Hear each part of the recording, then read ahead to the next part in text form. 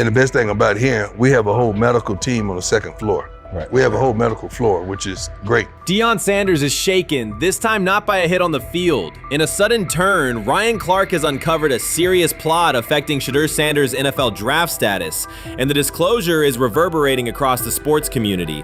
What once looked like a simple scheduling delay may actually be a calculated effort to undermine Deion's son. The facts suggest intentional sabotage, a breach of trust, and repercussions that could be far-reaching. This is no routine football headline. It is personal, and Coach Prime did not see it coming. The sports world loves to celebrate underdogs, yet it often takes even greater pleasure in tearing down rising stars. Deion Sanders is witnessing that cycle now, not from the sidelines as Coach Prime, but as a father. The lights in Boulder remain bright, the cameras keep rolling, and Sanders still wears his gold watches, sunglasses, and natural swagger. Still, behind that familiar smile is a man carrying deep pain as criticism aimed at his son mounts daily. How much of that is opening press conference saying, okay, we are family, saying that he was sent to do certain things? Do you feel like people got attached to that, or it just was the fact that prime time is at Jackson State? It's prime time. If my son plays cornerback, I want him to be around, in my opinion, the best cornerback ever to touch the field. That's right. If my son played DN, I'd have to talk to you and tell me who's coaching the DNs. That's but right. I was sending my son to That play greatness. for prime. His pain does not come from critics or losses, but from watching his son, Shedeur Sanders, get pulled into a system where politics outweigh performance. By every metric, arm strength, accuracy, field vision, Shedeur belonged in the top 3 of any NFL mock draft. Defensive coordinators who tried to unsettle him know he never flinches. He owns the unteachable leadership trait that turns strong prospects into franchise cornerstones. Then the narrative shifted. Draft boards that once placed him 2nd or 3rd slid him to 5th, then 12th, and eventually out of the 1st round on some lists. Analysts grew cautious, executives became vague. The statistics stayed strong, and the game film still proved his ability, yet the buzz evaporated. The abrupt silence felt deliberate and wrong. Former NFL safety and respected analyst Ryan Clark then delivered an unfiltered disclosure, not on a scheduled TV segment, but in an unscripted comment. He stated plainly that influential figures inside the league were not overlooking Shedeur Sanders. They were actively holding him back. The motive, Clark said, was political, and the real target was Deion Sanders, Hall of Famer, architect of Jackson State's resurgence, and the coach who turned a 1-11 Colorado program into a national headline. Deion's refusal to conform, wearing sunglasses indoors, dancing with players, speaking candidly, challenged an establishment that favors predictable images and rehearsed statements. According to Clark, that resistance to tradition was not forgotten. When Shedeur displayed the same mix of talent and confidence. The rumors have ended, the decision is public. Cleveland Browns owner Jimmy Haslam has informed every level of the organization that unless an unforeseen injury intervenes, Shedeur Sanders will start at quarterback in week 1. The announcement is not an informal suggestion or a quiet push in the background, it is a direct order. Multiple independent reports, amplified most visibly by Colin Cowherd, confirm that Haslam delivered the directive himself. From the owner's viewpoint, the logic is simple. No one else on the roster offers the same combination of talent, leadership, and long-term upside. Joe Flacco is approaching the twilight of his career. Kenny Pickett has shown flashes but remains inconsistent. Dylan Gabriel, taken in the 3rd round, is a developmental project. By contrast, Haslam believes Sanders can alter the franchise's trajectory immediately, and he refuses to allow internal hesitation to stall that possibility. The standoff traces back to April. General manager Andrew Berry and head coach Kevin Stefanski entered the draft wanting a low-profile prospect who would fit quietly into the existing depth chart. They prioritized scheme familiarity, modest public attention, and a clear developmental timeline. When the board lined up, they reached for Gabriel in round 3, reasoning that an early investment would justify keeping a rookie on ice behind the veterans. But Sanders continued to slide, first through day 2, then deep into round 5. Haslam watched the names come off the board, convinced the league's bias against Deion Sanders' outspoken son was obscuring legitimate first-round talent. When Cleveland's 5th-round pick arrived and Sanders was still available, Haslam intervened. He did more than approve the choice, he overrode the original plan, making it clear that the organization would select Sanders and give him every chance to compete. From that moment on, the Browns' internal narrative splintered into 2 camps, those ready to accelerate around their owner's vision, and those still trying to protect their original approach. Once rookie minicamp began, Sanders erased much of the speculation. He He commanded huddles, processed coverages quickly, and delivered throws with anticipation that belied his draft slot. Teammates noted his willingness to accept blame for missed timing, then correct the error without dramatics. While Flacco and Pickett split most first-team reps, Sanders treated limited opportunities as full-speed auditions. During organized team activities, he identified blitz looks, redirected protections, and consistently found his second read when the primary route was covered. More than one defensive veteran told local reporters that Sanders looks like the best arm in the building. That assessment forced Barry and Stefanski to reevaluate their timetable. They could no longer label Sanders a long-term project without contradicting on-field evidence. Drafting Gabriel 2 rounds earlier had provided the staff an excuse to slow roll Sanders' ascent. Coaches could point to investment cost, meeting room familiarity, and installation comfort to justify Gabriel's snap share. Yet each practice rep in which Sanders outperformed the third-rounder weakened that shield. Behind closed doors, position coaches began requesting more Sanders film for cut-ups, and offensive assistants quietly shifted meeting questions toward concepts the rookie already executed well. By mid-June, Barry himself started describing Sanders not as a developmental asset, but as a competitive option.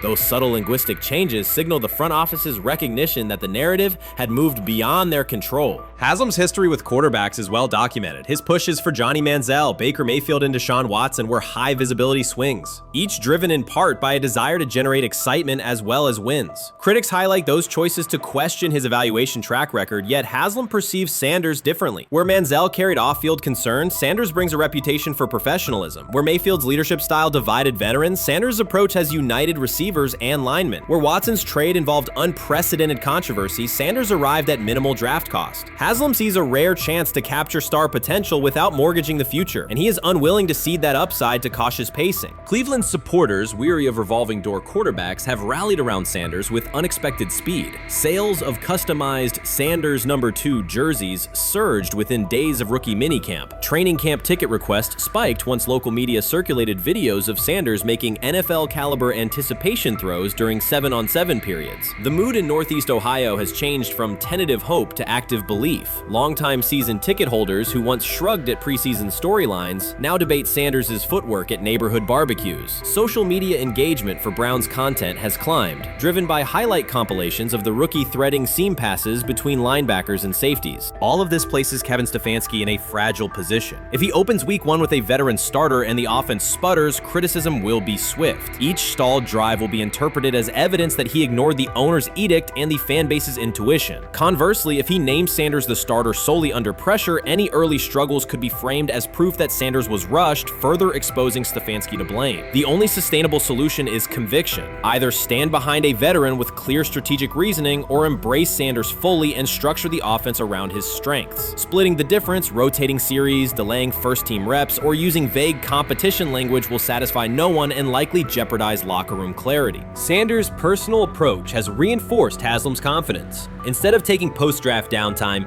he traveled to Texas to train in full Browns gear at facilities near his father's home. The leaked clip of Sanders executing footwork drills in helmet and pads wasn't a marketing ploy. It was a glimpse into a quarterback visualizing Week 1 live. Team personnel who viewed the footage recognized purposeful rehearsal, cadence calls, pocket movement against simulated pressure, and follow-through adjustments based on imagined rush lanes. Observers asked why a rookie would conduct such intense solo sessions in May. The answer is straightforward. Sanders does not view himself as a developmental pick. He considers himself the starting quarterback of the Cleveland Browns and prepares accordingly. On pure ability, Sanders' arm strength ranks with the league average for starters. His accuracy to the intermediate middle, an area where the Browns' current scheme generates high-leverage completions, has drawn consistent praise from receivers. The primary areas still under review are blitz recognition and live bullets and timing on deep outbreaking routes versus press coverage. Those developmental checkpoints are significant, yet daily practice reps show acceleration. In contrast, Flacco's mobility limits the boot action game that Stefanski installed to help Mayfield early in his tenure. Pickett can extend plays, but struggles to attack tight windows between linebackers and safeties, an essential requirement in Cleveland schematics. Gabriel remains an unknown at NFL speed. Thus, the competitive landscape favors Sanders sooner than the coaching staff originally planned. The franchise now stands at an inflection point. Haslam's mandate, the locker room's growing support, and the fan base's enthusiasm all tilt towards Sanders. The front office's earlier strategy, anchored in patience and quiet development, development is increasingly untenable. Barry's shift in messaging indicates grudging alignment, but final authority over the depth chart rests with the coaching staff, unless ownership directly intervenes on game day decisions. A move rare, but not unprecedented in the NFL. Should Stefanski align with the owner and name Sanders the starter before preseason concludes, he can claim proactive vision and tailor the offense through training camp. Should he resist and open with a veteran who falters, he risks rapid loss of credibility and possibly his position. Either path carries pressure, but only one aligns with the momentum sweeping through the building. For 2 decades, the Browns have cycled quarterbacks without securing a stable star. Each new hope, whether draft pick or trade acquisition, has collapsed under injuries, inconsistency, or organizational disarray. The possibility that Sanders could finally anchor the position is not merely a football storyline. It is a potential cultural reset for a fan base defined by resilience. Haslam's insistence reflects that awareness. Cleveland needs a leader who can win on Sundays and project confidence every other day of the week. Sanders has shown he can shoulder expectations without retreating from scrutiny. That trait, more than arm talent alone, is why the owner views him as indispensable. Voluntary workouts transition to mandatory minicamp next week. If Sanders receives a substantial share of first-team snaps, observers will interpret it as the staff's acknowledgement that the competition is tilting decisively.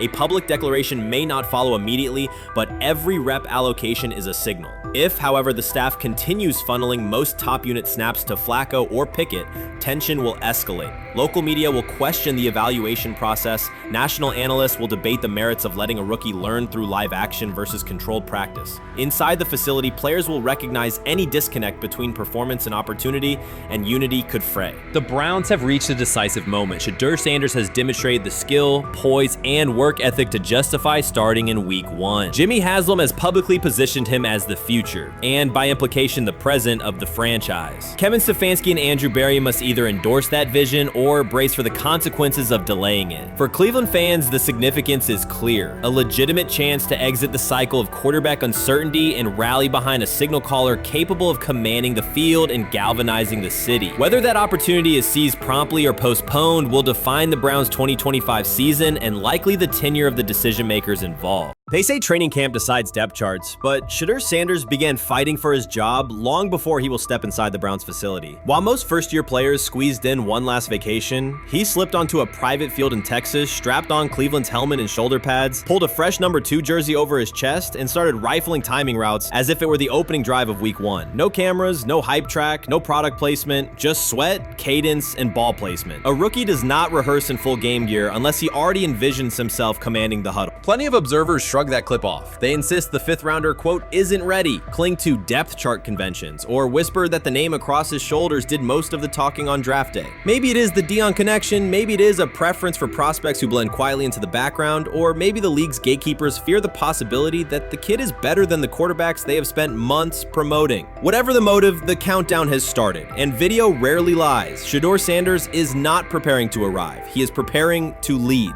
Footage of a 22-year-old quarterback running live reps in July should dominate highlight loops, but it barely registers on national outlets. Why? It ruins the tidy narrative. The easy storyline paints Shedeur as a pampered legacy prospect banking on his father's fame. Yet the tape shows something different. A rookie drenched in afternoon heat, drilling footwork, calling protections, and imagining cover 2 rotation before the first official meeting ever takes place. Elite mental prep looks boring on social feeds. It looks devastating when the season starts. Walk into Cleveland's quarterback room and you step into politics, not simply competition. Joe Flacco, a Super Bowl MVP in decline, carries institutional trust. Kenny Pickett, rescued from Pittsburgh's reset, carries hometown intrigue. Dylan Gabriel, the 3rd-round system fit, carries draft capital the staff must justify. And then there's Shedeur, the lightning rod whose presence alone spotlights every bias in the evaluation process. Coaches frame it neatly. Rookies must wait their turn. The truth is less polite. Practice snaps are currency. Perception is elastic, and early allocations already favor Pickett and Flacco. It is the oldest playbook in the league. Lock vets into the headline roles before pads even crack. Then let repetition shape reality. Sanders refuses to cooperate. He is not a 4th-string camp arm. He has engineered game-winning drives under national scrutiny, operated against live blitz looks most prospects never face, and more than any quarterback in the room, documented his own off-season obsession. No social media rollout, no brand consultant, just pads, cleats, and an unlit practice field. If his last name were Smith, Pundits would label him the sleeper of camp. Instead, politics trails every throw. Training camp rotations expose organizational intent. Beat writer Fred Greetham already reports that Pickett and Flacco will open with first-team reps when veterans report July 23rd. Gabriel grabs the developmental snaps, leaving Sanders the leftovers. That isn't performance-based, it's narrative-safe. Gabriel doesn't threaten hierarchy, Sanders bends gravity. Watch the details. Does Shedeur steal 11-on-11 snaps with the twos? Does he run red zone installs or 2-minute drills? If he does, coaches are admitting he is forcing his way in. If he doesn't, they are postponing the inevitable. Either way, the private field reps have sharpened his timing and condensed his release. He is not hoping for an opportunity, he is prepared to seize one the instant it appears. Cleveland's joint practices amplify that tension. First come live periods against the Panthers, then sessions with the champion Eagles. Those reps belong to the starters, so Flacco and Pickett will absorb most of Carolina's disguised pressure and Philadelphia's exotic fronts. Sanders' proving ground will be the preseason opener on August 8th. Under the stadium lights, he will get entire series, real reads, pockets collapsing for real. If his command mirrors the footage from Texas, coaches will have to answer why he never saw earlier work. Reps are scarce. 10 padded practices separate veteran arrival from game 1. Even an even split, something that never happens, would hardly suffice. Instead, the staff will funnel snaps toward the comfortable choices. That strategy can bury a rookie, but it can also spark an eruption when limited opportunities turn into highlight drives. One flawless touchdown march in the second half of a preseason game, and the dog pound will chant his name. Then the staff's narrative control evaporates. Criticism of Sanders has never matched the scrutiny applied to his peers. Analysts nitpick a ball pat, a foot angle, a pump fake, Pickett's inconsistency, Flacco's diminishing velocity, Gabriel's college system crutches. Discuss politely, if at all. With Shedeur, the critiques arrive as coded doubts. Does he rely on the family brand? Is he coachable? Can he stay humble? That double standard is as old as the league's resistance to outspoken black quarterbacks. Add Deion's unapologetic persona, and each Sanders rep becomes a referendum on establishment comfort levels. Shedeur answers not with rebuttals but with work. Work captured in silent footage more deafening than any debate show monologue. Quarterback drama masks broader roster cracks. The Browns receiver group is crowded yet unproven. The safety room failed to create turnovers a year ago. Interior defensive linemen are still rehabbing, and the offensive line must retool on the fly. Which quarterback can navigate that turbulence? Flacco's pocket mobility is limited. Pickett's confidence remains fragile. Gabriel is months away from processing NFL disguises. Sanders, forged by perpetual doubt, offers poise under chaos and meticulous preparation, a combination this franchise has lacked since, well, almost forever. Forget politics, depth chart etiquette, and recycled sound bites about developmental timelines. The only metric that counts now is who did the work. Sanders pounding through full gear scripts in late June is not vanity, it's vision. While the league sleeps, he refines his drop steps. While media speculate, he rehearses third down checks. He has already decided what he is. The organization must decide if it can recognize it in time. The preseason will provide the answer. Live bullets, real blitzes, stadium noise. When those throws leave his hand under pressure, no one will discuss ball pats or surnames. They will ask how a quarterback this prepared slipped to round 5. And if the performance matches the preparation, excuses about lack of reps will dissolve. It will be production against perception, and Shedeur Sanders has been producing where no one could see. Ready is the wrong word. He has been ready. Many observers declared Deion Sanders was finished. They argued that his public style attracted unnecessary attention, that his health had deteriorated too far, and that his coaching career was approaching an abrupt conclusion. They misread his resolve. When speculation intensified, Sanders did not schedule a press conference or issue a formal statement. Instead, he released a short video recorded at his Texas home, walking alongside recording artist Lil Wayne. The footage established 2 facts. Although Sanders still walks with a limp, he remains active, and he intends to return to the sideline. Reports from USA Today and ESPN confirmed that Sanders had temporarily left Colorado to recover from a significant, undisclosed medical condition. He lost 14 pounds and missed several summer practices, leading to widespread debate about his future. Unofficial sources suggested complications related to previous blood clot issues, but no official diagnosis was provided. Throughout Sanders' absence, numerous media outlets framed his situation in crisis language, frequently questioning whether he would coach again. By comparison, when coaches such as Lincoln Riley pause their duties for health or family reasons, coverage emphasized understanding and patience, an imbalance that reflects a common difference in how high-profile black coaches are treated. Sanders' silence was not a retreat, it was a period of recovery. During rehabilitation, he relied on family, faith, and trusted colleagues, yet stayed connected to his program through brief online updates. The video with Lil Wayne demonstrated that he retained strong support from influential friends, countering narratives that portrayed him as isolated or on the verge of retirement. The visual evidence showed that his setback is temporary, and that he remains determined to lead Colorado into the forthcoming season. Since accepting the Colorado position, Sanders has dramatically elevated the program's national standing. He first drew national attention to Jackson State and the broader HBCU football landscape, then moved to Boulder and transformed a one-win team into a central storyline in college athletics. His approach, combining hip-hop culture, direct communication, and open expressions of faith, has challenged conventional expectations for head coach behavior. Each step forward has been met with heightened scrutiny. His time at Jackson State was labeled a publicity stunt, his departure for Colorado was framed as abandoning HBCU culture, and his social media presence has been cast as distraction from traditional coaching responsibility. Critics often magnify Sanders' missteps and question his motives, while comparable actions by other coaches receive neutral or sympathetic coverage. Showings of enthusiasm from Brett Favre and disciplinary intensity from Nick Saban are celebrated as competitive passion, yet Sanders' displays of confidence are frequently labeled arrogance. The discrepancy illustrates deeper biases rather than differences in performance. Sanders' success challenges entrenched expectations of how a college football leader should look, speak, and act, especially a black coach who refuses to downplay his identity.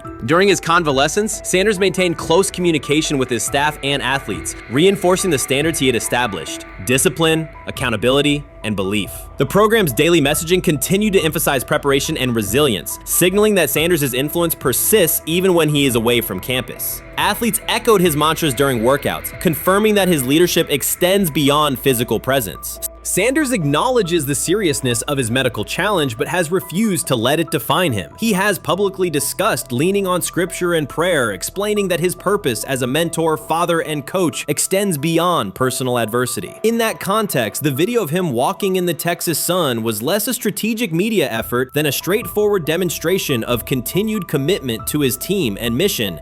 Colorado still requires Sanders' vision. Prior to his arrival, attendance was low, national media attention was minimal, and recruiting momentum had stalled. Sanders' leadership brought renewed energy, authentic identity, and higher standards of accountability. Players who previously lacked representation in college football leadership found a coach who shares, affirms, and elevates their cultural background. Sanders supplements conventional coaching priorities, scheme, fundamentals, and execution with empowerment initiatives that cultivate self-confidence and authenticity. As preseason camp approaches, Sanders intends to resume full involvement, even if medical recovery remains ongoing. His presence is expected to restore on-site leadership, stabilize the locker room, and direct media coverage toward on-field progress. For Sanders, the objective extends beyond compiling wins and includes completing a cultural transformation that expands how success and leadership are defined in modern college football. Those who predict his decline overlook the underlying traits, faith, perseverance, and purpose that have supported Sanders throughout his career.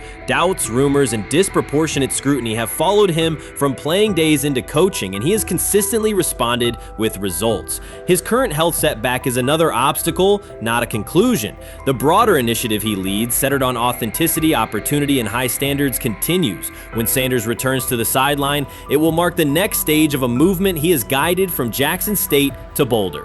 The recent period of quiet has been strategic rather than passive. Instead of defending himself in daily briefings, Sanders focused on rehabilitation, remote program oversight, and family support. Each brief social media message reinforced a consistent theme: faith and preparation. He has articulated gratitude for medical professionals and has reiterated that his mission at Colorado is unfinished. His public references to scripture have been direct but measured, aligning with his long-standing practice of integrating faith into leadership. By walking through his ranch with Lil Wayne, Sanders signaled continuity. The clip underscored that influential supporters remain engaged, that Sanders' broader network values his vision, and that he remains capable of navigating physical challenges. The visible limp was not evidence of imminent retirement. Rather, it documented the reality of ongoing recovery and the resilience with which he approaches each obstacle. Colorado's athletic administration and football staff continue to affirm Sanders' program direction.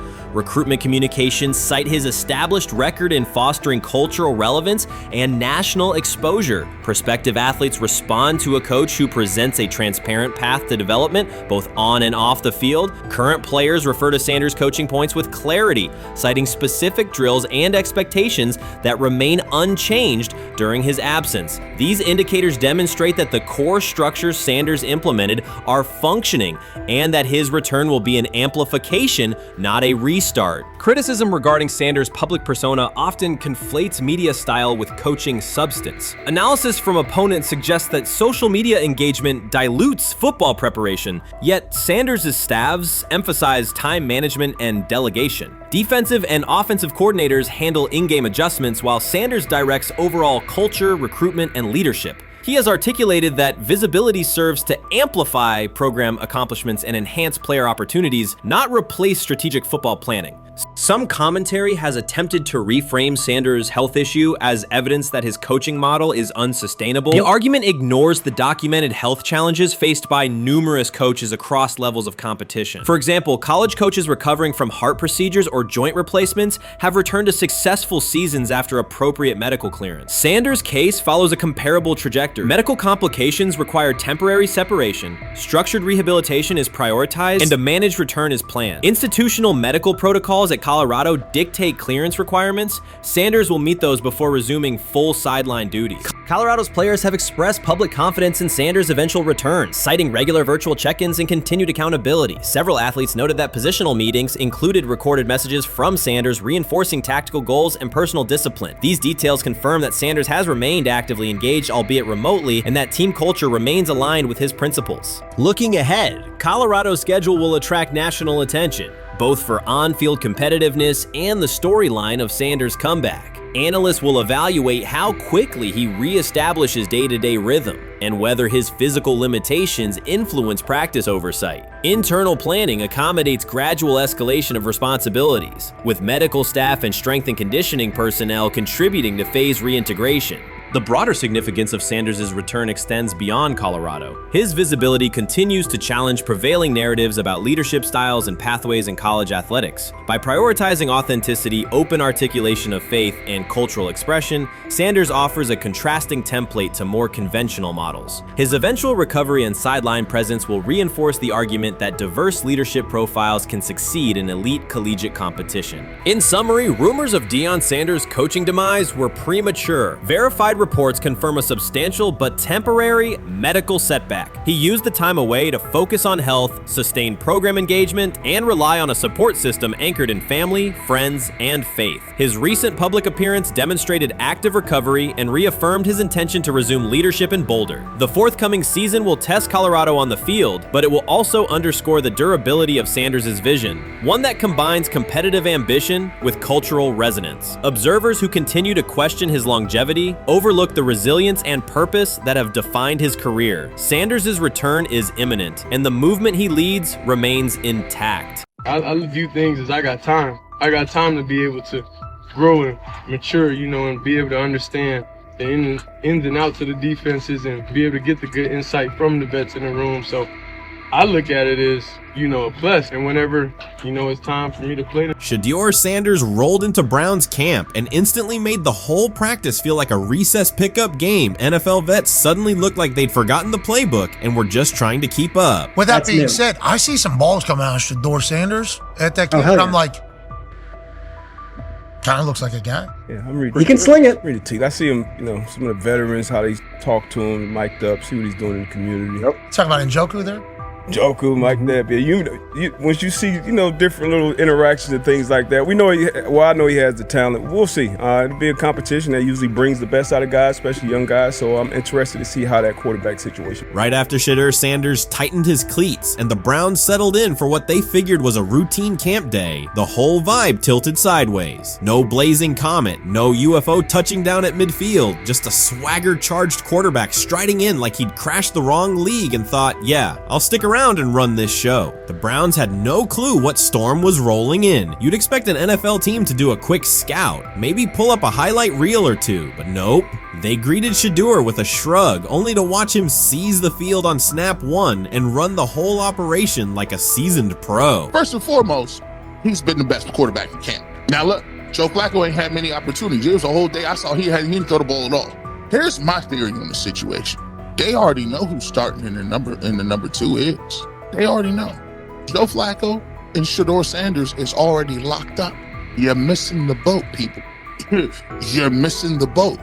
Your boy, Kenny Pickett and Dylan Gabriel, oh, they're fighting. Shedeur didn't merely clock in, he hijacked the session. One moment he's loosening his arm, the next he's roasting veteran QBs like faded names on busted draft boards. Defensive coordinators everywhere had the same gut punch reaction. Uh-oh. His pocket poise? Straight disrespectful. His timing? Psychic. And every pass left his hand like it was laser guided to its mark. While Shedeur Sanders was slicing up routes, the Browns' secondary looked less like an NFL backfield and more like a gaggle of dads sprinting through a Saturday fun run. Big on enthusiasm, short on closing speed. Coaches fought the urge to slam the emergency horn. Players traded wide-eyed, "Are we serious?" stares, and someone even double-checked that a hidden camera crew wasn't about to pop out of the tunnel. But nope, this was pure Shedeur, half cold-blooded surgeon, half highlight factory. He wasn't dropping a casual "I'm here," he was crafting a masterclass. From the first rep, the tempo changed. Shedeur Sanders accepted the snap with steady footwork, diagnosed the Browns' single high shell, and delivered a tight window seam route that forced the free safety to recover late. Throughout the period, he manipulated leverage with quick shoulder fakes, moved through full field progressions, and released on time from a balanced base, consistently putting the ball on his receiver's upfield shoulder. Cleveland's coverage struggled on multiple fronts. Safeties hesitated between deep half responsibilities and underneath support, creating voids at 15 to 20 yards. Cornerbacks and off-man were caught in trail position when Sanders used rhythm throws on 3-step drops, while those who tried press technique had their inside hand neutralized by his receivers' outside releases. Linebackers widened to match shallow crossers, leaving the middle hook unguarded for pivot routes and option digs. One corner attempted a line of scrimmage jam. Sanders immediately adjusted the route to a back shoulder fade, releasing the ball before the break and rendering the press ineffective. Over the session, he showcased pocket discipline, reclimbing to maintain throwing lanes rather than drifting, and finished with a series of anticipatory throws against cover 2 cloud, fitting vertical outs between the flat and deep half defenders. Sanders' combination of rapid post-snap processing, precise ball placement, and pocket efficiency exposed coverage mismatches at every level and highlighted communication gaps in the Browns secondary. By mid-session, the Browns defensive staff clearly recognized their calls were outmatched. Every adjustment, a roll to cover 6, a simulated pressure, a late rotate to 2 high, was neutralized once Shedeur Sanders confirmed the post-snap picture. Routes that had taken weeks to script were beaten by timing and location. Comeback set at 12 yards broke open before the corner's transition. Slot seam-outs dotted the void between the flat and deep half defender, and boundary receivers beat press with quick hand techniques, receiving the ball before the trail man could recover. Sanders' command was methodical. He used cadence to freeze plug blitzes, re-ID'd the mic when linebackers sugared the A-gaps, and maintained a firm base so he could reset and fire without resetting his feet. His receivers benefited from that rhythm. Top of the stem, eyes back. Ball delivered on their upfield shoulder, allowing immediate transition to YAC. The Browns front tried a late stunt to compress the pocket. Sanders climbed 2 steps, re-spotted the shallow crosser, and delivered in stride, turning a potential sack into a 20-yard gain. What stood out most was how little ramp-up Sanders needed. From his first series, he processed full-field concepts at tempo, cycling through progression reads without hitching. The poise under interior pressure, consistency in ball placement, and ability to manipulate zone defenders left the Browns' coordinated disguise packages ineffective and forced them into static coverage by the end of the period.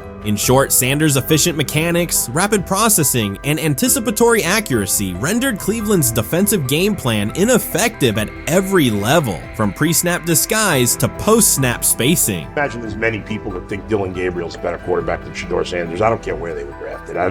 If the Browns are the one team that thinks that, then I'm going to suspect it's not true. They don't know what listen, they've been on every quarterback evaluation for 30 years. Right. I never root against anybody. Yeah. But I'd be surprised if Dylan Gabriel's ever a legitimate starting quarterback for the Cleveland Browns. I'd be surprised. I just don't think.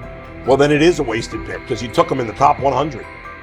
Yeah, but potentially. Yeah. may get away with it because of Shedeur. An edge rusher chirped at Shedeur Sanders between snaps, hoping to shake his rhythm. On the very next play, Sanders answered with a 30-yard laser, a deep dig from the boundary side that split the single high safety and the trailing corner. He hit the top of a 5-step drop, kept a firm base, and delivered on time to the receiver's outside shoulder, turning what should have been a routine rep into a sudden change explosive. From that moment on, every coverage wrinkle the Browns tried, rotating from cover 3 to quarter half, flashing a Tampa 2 shell, mugging both A-gaps, was met with a precise counter. When corners pressed, Sanders adjusted the route to a back shoulder fade. When safeties widened, he checked to a glance post. When linebackers bailed, he found the running back on a delayed option out of the backfield. Even late simulated pressures couldn't move him off his spot. He simply climbed, reset his feet, and fired. As Cleveland's defenders rotated through checks, Sanders manipulated them with cadence and eye discipline. He froze weak side safeties long enough to create intermediate windows, then feathered the ball into those lanes before help could arrive. When the Browns finally dropped 7 and matched every route, Sanders tucked the ball and converted 2 separate 3rd and 6 situations on the ground, reminding everyone that his mobility is as calculated as his arm. By the end of the session, the defensive coordinator's call sheet looked obsolete. Sanders had neutralized blitz looks, exposed spacing issues in zone, and forced the unit into static base coverage just to survive the period. It wasn't a camp drill anymore. It was a clinic on timing, processing speed, and controlled aggression, delivered snap after snap by a quarterback who never needed a warm-up lap to own the field. They never planned on taking him. The problem is,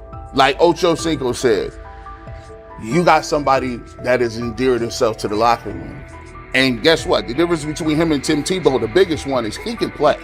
He can throw the ball. Tim Tebow running around being an H-back, he can throw the ball.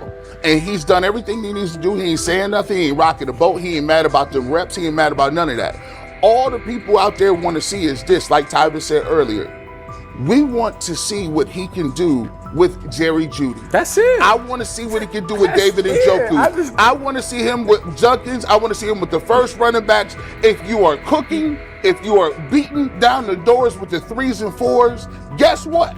You deserve more. From the first team period on, Cleveland's secondary looked a step slow. A deep third safety hesitated on a post-snap rotation, leaving Shedeur Sanders free to climb the pocket and fire a 22-yard out that arrived before the defender could plant and drive. The supporting cast around him, players fighting for roster spots, not Pro Bowl invites, benefited from his command. Sanders used tempo to control the defensive front, altered protections at the line, and located throwing lanes so quickly that one receiver didn't register the catch until he crossed the goal line. As the Browns tried new personnel groups, coverage busts multiplied. Starters slipped out for hamstring stretches while rookies rotated in, only to find the ball arriving on their blind side before they'd completed a midpoint squeeze. On a later 3rd and long, Cleveland finally closed the interior rush lanes, compressing the pocket with 3 defenders. Sanders pivoted through the traffic, stepped into a narrow escape window, and, without resetting his shoulders, whipped a no-look pass to the boundary curl for a fresh set of downs. The throw turned a potential sack into an explosive play and left the coaching staff scrambling for answers. The people who are fascinated by Shedeur for whatever reason, whether it's his play, I guess, last year was kind of fun. If you're just like a guy who grew up like loving Deion Sanders and passed that love on down to your kids, I can see why you're like that. The one thing I will give them is you're looking at this quarterback room. If you're a fan of Shedeur and say, why can't he go beat Dylan Gabriel or Joe Flacco or Kenny Pickett? So I do understand that part of it, right? Because why not? Why couldn't he be the Brown starter in October or November? That looks like a quarterback room where everyone will get a chance to start. You made an interesting point. So I tend to have the drip, drip, drip. This was my Johnny Manziel theory, is that everybody makes mistakes, especially when you're young. But if I see 2, 3, 4, 5, then you've got a plumbing issue. It's not just you didn't close the faucet. So there's about 6 pieces of video in college where Shedeur was a little bit of a brat. Whatever. Then there's the legendary cringy draft room. Didn't love that as a B prospect. Then there's back-to-back speeding tickets, both over 90, and a missed arraignment. The NFL is navigating unexpected headlines after a former Browns coach publicly defended Shedeur Sanders in response to reports of multiple speeding tickets. The coach's statement has sparked extensive online debate. Supporters welcome the show of loyalty, while critics question the motive. Sanders now finds himself at the center of an unforeseen controversy, and observers want to know why a Cleveland coach is standing so firmly in his corner. The story is developing rapidly and continues to draw intense attention. When it came out that he got a speeding ticket, I said it's not really that big a deal. I feel very differently about it now. Over 40 miles an hour over the speed limit, less than 2 weeks after you just got a ticket. I don't know if that's entitlement or immaturity. There's got to be some teams that are feeling very good right now that they didn't draft him. Observers are focusing on Shedeur Sanders' recent speeding ticket, treating the violation as a measure of his character and sidelining his athletic, academic, and philanthropic accomplishments. The incident, driving 15 miles per hour over the limit in a borrowed Lamborghini, has drawn sharp criticism. In response, a former Cleveland Browns coach has taken the opportunity to comment, even though the franchise is widely viewed as unstable due to its frequent coaching changes and limited on-field success. By defending Sanders, he presents himself as an authority on discipline and leadership. The statement, coming from an organization seldom praised for stability, has nonetheless attracted considerable attention across the league. You want to defend him a little bit. I thought this was an interesting take. Yeah, I thought it was really interesting that you said you were out because of the speeding tickets. To me, that's such a minor thing. You were so high on him in terms of his completion percentage in OTAs, and I thought that was a little aggressive on your part. But with the speeding tickets, I got a speeding ticket the first night of the draft, my first year there. I thought maybe I'd get the benefit of the doubt, but they gave it to me anyways. As soon as the former Browns coach defended Shedeur Sanders, social media erupted with commentary, resembling the volume of draft night coverage. Posts and opinions appeared within minutes, and criticism escalated rapidly. Detractors amplified Sanders' minor speeding violation, while supporters argued that such reactions were disproportionate to a single traffic citation. Shedeur Sanders received 2 speeding citations, and the minor traffic issue quickly drew national attention. Before considering the former Browns coach's response, it is useful to clarify the facts. Sanders, son of Pro Football Hall of Famer Deion Sanders and a current college quarterback, was twice ticketed for exceeding the limit while driving a high-performance vehicle. Commentary on social media escalated rapidly, with critics framing the incident as a significant character concern, even as the league has historically tolerated far more serious legal transgressions. Stepping into the debate, a former Cleveland Browns coach, best known for a tenure filled with losses and contested decisions, issued a strong public defense. He argued that 2 speeding tickets should not define Sanders' reputation or overshadow his on-field talent and community work, urging a balanced assessment of the player's actions. I don't love it from a 5th-round draft pick. I don't love that it happened multiple times, but I do think that this is the first time he's been away from his dad, and there's gonna be some growing pains now. Would I sell my stock on it like you are? Not because of a couple speeding tickets, especially in light of the problems that Brown's quarterback room has had to deal with legally in the last few years. I mean, this is nothing. The debate quickly shifted from 2 speeding citations to broader claims about integrity, growth, and leadership. The former Browns coach framed the infractions as moments for personal development and urged observers to view them in context. Critics responded forcefully. Some called for disciplinary action, others questioned Deion Sanders' parenting, and a few sought to discredit the coach himself, despite his professional record already being widely analyzed across the league. The reaction underscores an apparent inconsistency in public standards. Fans often overlook on-field confrontations, heated sideline arguments, and other significant controversies, yet they treated Sanders' routine traffic offenses, speeding without evidence of reckless endangerment, as indicators of serious character flaws. If such minor violations were adopted as the primary measure of morality in professional football, many players would face similar criticism.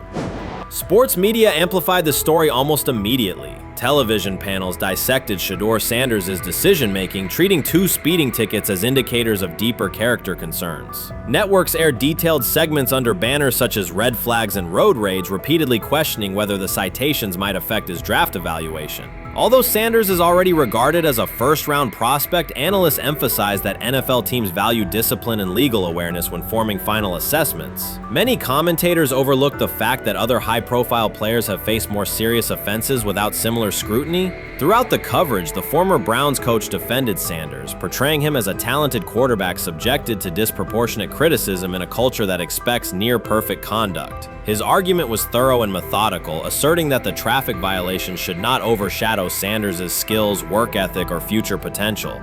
Commentators point out that the coach's intervention was not entirely selfless. He recognized the publicity potential. One day he was an overlooked figure from a struggling Browns era, the next he was a trending name across sports media. The discussion quickly expanded beyond Sanders' speeding citations to questions of image management and narrative control. Critics demanded disciplinary measures, public apologies, team sanctions, and formal statements, yet their objections seemed directed less at the traffic infractions themselves and more at Sanders' high profile, confidence, and resistance to traditional expectations. In practical terms, Sanders' brand remains intact. The coach secures renewed relevance, and the episode supplies another headline in the ongoing story of modern football. The next time Sanders is seen in a high-performance car, the debate will likely reignite, focused not on speed limits, but on the broader culture of the league. Meanwhile, new voices continue to join the conversation. Broadcaster Colin Cowherd has already weighed in, offering his own reassessment of the incident and its broader implications. Breaking news, Shedeur Sanders last night was pulled over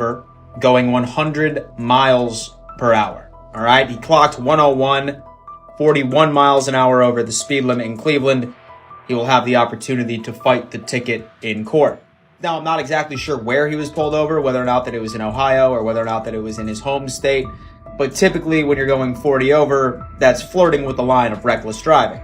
Folks, I gotta tell you, I don't understand what it is with these young men driving at absurd speed. Colin Cowherd's view of Shedeur Sanders shifted abruptly. Days after praising the quarterback's poise and skill, he appeared on air to declare that Sanders is overhyped, unfocused, and distracted by celebrity. The reversal was immediate, without any gradual reconsideration. Cowherd now frames Sanders' 2 speeding tickets as evidence of poor judgment, even though he has defended other quarterbacks facing far more serious off-field issues. The sudden, wholesale withdrawal of support leaves viewers questioning the consistency of Cowherd's criteria and illustrates how quickly media narratives can change when minor incidents receive outsized attention. This is okay.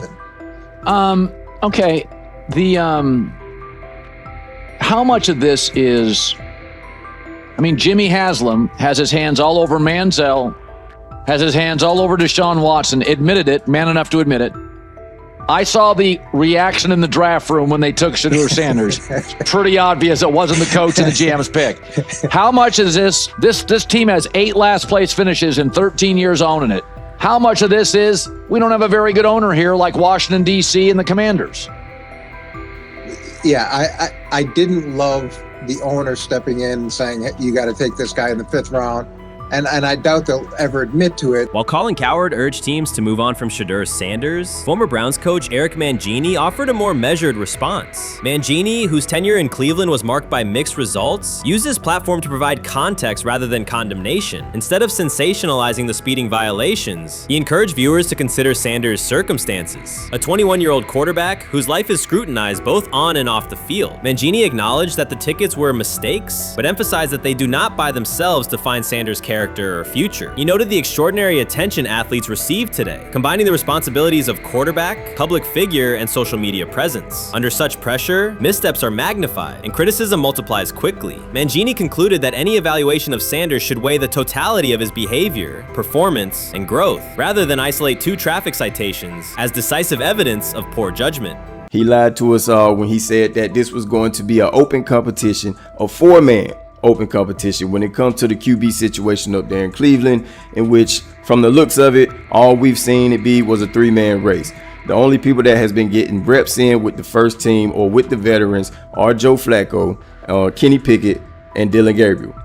We've never seen my boy Shedeur Sanders get a chance to get in. Even with him doing the things that he has been doing up there, he has yet to get in with the... Shedeur Sanders was caught off guard by Coach Kevin Stefanski's recent remarks, which have sparked talk of bringing in another starting quarterback. Commentators are debating whether Stefanski's comments reflect eroding confidence in Sanders or a brief lapse in judgment, but the rookie now faces intensified scrutiny over his role. The Browns, we got an analyst that says that Shedeur Sanders should have some kind of a ban?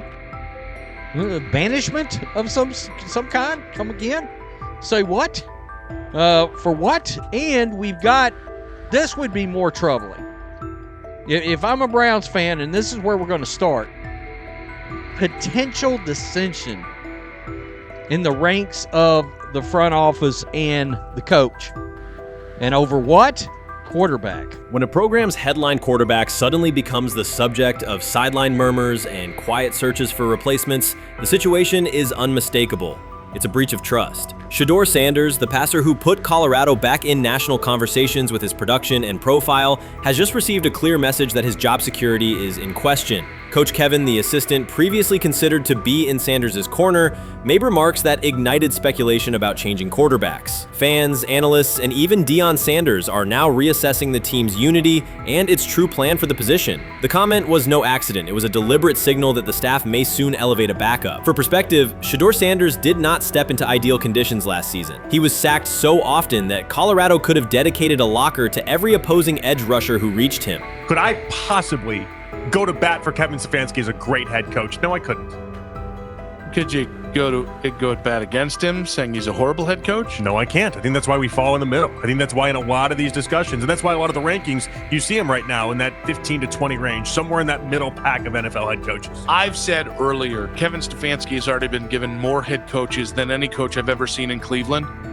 Starting with the decision to move on from Baker and him clearly still having another level to get to in Tampa. Last season, Shedeur Sanders often had to operate behind an offensive line that provided minimal protection. Yet he still delivered precise throws and critical drives. At times, he seemed to be carrying a struggling roster almost on his own. Despite the constant pressure, he never complained, never threatened to transfer, and never acted entitled. He remained with Colorado because he trusted the program, trusted his father, and believed in the team's larger mission. That loyalty is why Coach Kevin Stefanski's recent statement that the quarterback competition is wide open struck so sharply. The remark implies that Sanders' starting role is insecure, as though the player who absorbed countless hits while holding the offense together is simply another name competing with walk-ons and first-year athletes who are still learning the cadence. This goes beyond ordinary coach language about fostering competition. It introduces genuine uncertainty about the staff's confidence in Sanders and invites speculation that Colorado is actively assessing outside options through the transfer portal. By characterizing the position as vacant, Stefanski has planted seeds of doubt that could quickly evolve into rumors and undermine the stability of the locker room. I'm sorry, but when it comes to quarterback, I'm gonna defer to my head coach, generally speaking, especially one with Stefanski's track record and how he's viewed across the league. So this is interesting because it tells you Kevin Stefanski's not a Shedeur Sanders guy. And it also tells us who made these picks. Exactly. The Cleveland Browns made a rather awkward decision in the NFL draft, opting to take quarterback Dylan Gabriel in the 3rd round, well before he was expected to fly off the board. Then 2 rounds later, the Browns took fellow quarterback Shedeur Sanders. So what exactly is going on? Discussion has begun about whether Colorado is actively evaluating another quarterback and preparing for life after Shedeur Sanders. Analysts are debating whether Coach Kevin's move is calculated strategy or a misstep that jeopardizes team stability. Sanders remains a top NFL prospect, Deion Sanders' son, and the program's public face. His highlights dominate social media and his jerseys outsell the team's victories. Yet he is once again being asked to reaffirm his position. The issue is more than routine roster management.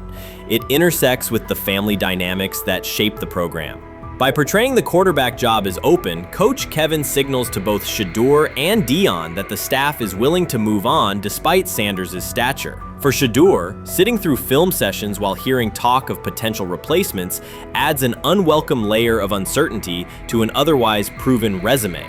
The decision may reflect a desire for a quarterback with a different profile, perhaps someone more mobile and system-oriented, rather than a dismissal of Sanders' accomplishments. When he led college football in completion percentage and he threw almost 40 touchdowns for over 4,000 yards, how tall was he? Because they make it seem like he shrunk all of a sudden, RC. Oh, how lively was his arm? Because all I know is somebody did that. Somebody threw for over 4,000 yards, somebody threw for almost 40 touchdowns, and somebody led college football in completion percentage. Now, I'm trying to figure out, what I try to figure out all the time, Mel, is how a guy that hadn't played football in almost 5 months. Shannon Sharpe has publicly defended Shedeur Sanders and criticized those questioning him. Sanders has earned higher recognition and some fans are responding negatively. Although there's debate about whether he belongs on a second team list, Sharpe maintains that Sanders' career is clearly ascending. Reactions on social media are mixed. Some users are angry, others are surprised, and a few say they anticipated this result. The conversation remains active. When reports confirmed that Shedeur Sanders had been elevated from second team to near top tier status, Shannon Sharpe issued an emphatic response. He delivered a detailed rebuttal to critics, underscoring why Sanders deserved the promotion and directly challenging those who doubted the decision. I don't think that he was underprepared during these meetings. I don't believe any of these stories that he showed up arrogant and that he was bombing his interviews. I mean, you watch the film, he's on time, he's on point.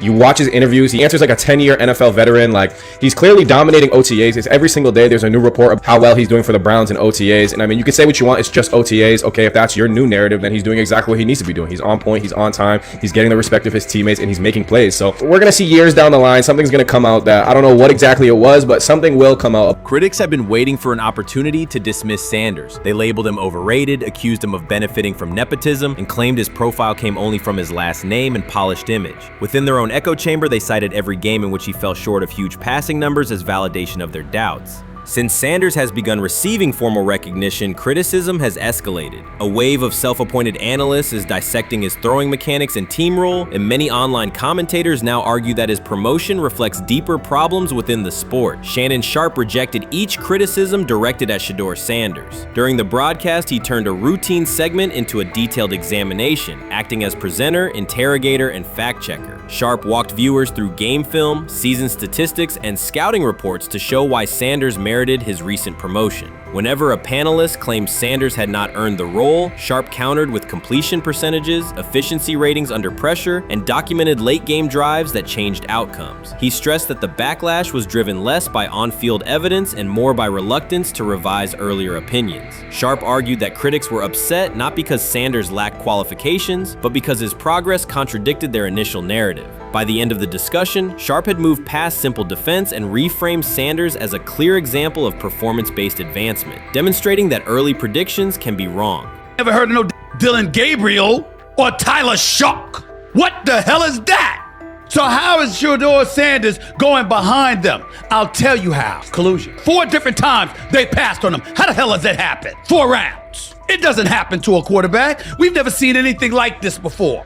Shedeur Sanders with the watch. Shedeur Sanders with his bravado. Shedeur Sanders with this supposed arrogance or whatever. Shedeur Sanders' advancement did not happen by chance. While detractors questioned his resume online, he continued to prepare, attend every practice, and deliver accurate throws under pressure. The contrast between his output and the complaints directed at him has been stark. Some critics even argued the selection committee was, quote, biased toward performance, as if rewarding strong play were improper. Rumors quickly followed. Certain commentators speculated that a public relations push from the Sanders family must have influenced voters, suggesting everything from coordinated media strategies to alleged favors for coaches. None of these theories addresses the basic point. Sanders earned his promotion through consistent production, poise in the pocket, precise ball placement, and efficient decision-making. Shannon Sharpe highlighted these facts during his response. He noted that Sanders' performance metrics justify the recognition and emphasize that resistance to the move stems more from prior prejudice than from substantive evaluation. For Sharpe, the goal was clear: present the data, challenge unfounded claims, and correct the narrative. The discussion therefore became a broader statement about acknowledging merit and abandoning outdated assumptions. Colin Cowherd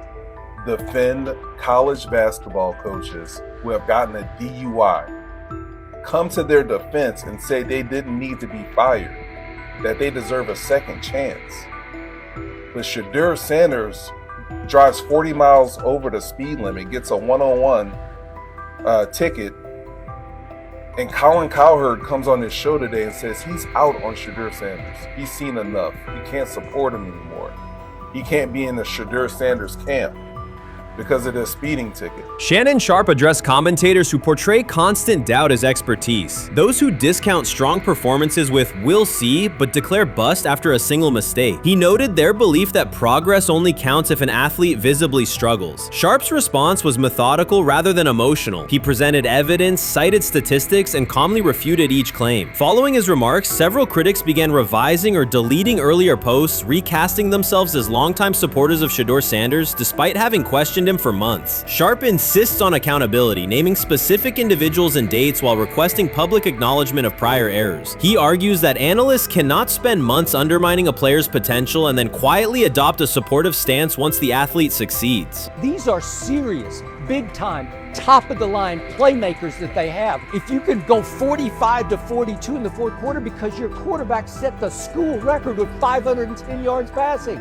He was flawless. Shedeur is big time. I didn't know for sure, will it translate to the next level of competition? Yes, it might translate to the next level of competition as he can play. Critics who once claimed Shedeur Sanders was unprepared now hesitate to acknowledge their mistake. They resist retracting earlier comments and struggle to accept that an athlete can succeed without their approval. Sanders continues to share practice clips and game highlights without engaging the debate, while Shannon Sharpe documents every dismissive remark, ready to revisit them on national television. The disapproval did not slow Sanders. It underscored his progress and exposed the gap between perception and performance. As a result, the conversation has shifted. Analysts who doubted him now describe him as undervalued and publish detailed evaluations of his mechanics and game management, suggesting long-standing familiarity with his career. In a matter of weeks, critics have recast themselves as advocates, demonstrating how quickly opinion can change when consistent results leave little room for doubt. Shannon Sharpe signaled that his commentary is not over. He considers Sanders' advancement a positive outcome for every athlete who has been overlooked or criticized for having confidence. Sharpe stressed that analysts do not have the authority to determine who deserves recognition based on personal preference. The reaction to Sanders' promotion, he argued, revealed how quickly opinions can shift once results are undeniable. Sharpe pointed out that many vocal critics became quiet when confronted with objective performance data. This exchange, Sharpe insisted, reached beyond defending a single quarterback. It challenged the practice of dismissing achievements that do not fit familiar narratives. He reminded viewers that success does not require external approval and that consistent talent will surface despite online commentary intended to minimize it. While critics reconsider their positions, Sharpe remains steady, assigning credit to the athlete and allowing the scoreboard to confirm the argument. In his view, the statistics speak clearly enough. Sharpe also emphasized that the intensity of the backlash must be placed in context. College football is a volatile environment where unexpected outcomes are common. Therefore, declaring failure based on incomplete evidence only weakens the credibility of sports analysis. The discussion underscored the need for measured evaluation rather than reactive judgment. Dak Jackson and him and everybody else that we talked to have said that Shedeur looks good. He looks really good. Yes. He looks better. And we got Zach that say Dillon Gabriel ain't even an NFL quarterback. It's true. So how is it that this man can't get a rep with the ones, but that non-NFL quarterback can? We all what agree with sense that. does that make? Some observers now claim that recognizing Shedeur Sanders' strong performance undermines football's traditional standards, even though they previously argued he received coverage only because of his father. Faced with Sanders' current statistics, those critics are searching for explanations that fit their earlier narrative. The data have always been clear. Their earlier objections ignored that fact. Shannon Sharpe is openly highlighting this reversal, comparing past negative remarks with Sanders' recent 400-yard games to demonstrate the gap between criticism and evidence. Sharpe did not force these commentators to backtrack. He simply displayed their earlier claims alongside Sanders' results, allowing the contrast to speak for itself.